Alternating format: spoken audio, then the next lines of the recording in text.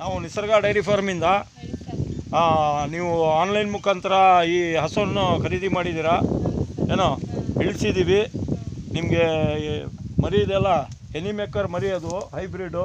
ಚೆನ್ನಾಗಿ ಸಾಕ್ಕೋಬೇಕು, ಚೆನ್ನಾಗಿ ನೋಡ್ಕೋಬೇಕು, ಚೆನ್ನಾಗಿ ಟೈಮ್ ಪ್ರಕಾರ ಅದಕ್ಕೆ ಫುಡ್ ಕೊಡ್ತಾಯಿದ್ರೆ ನಿಮಗೆ ತಕ್ಕಂತೆ ಅದು ಹಾಲನ್ನು ನಿಮಗೆ ನೀಡುತ್ತದೆ.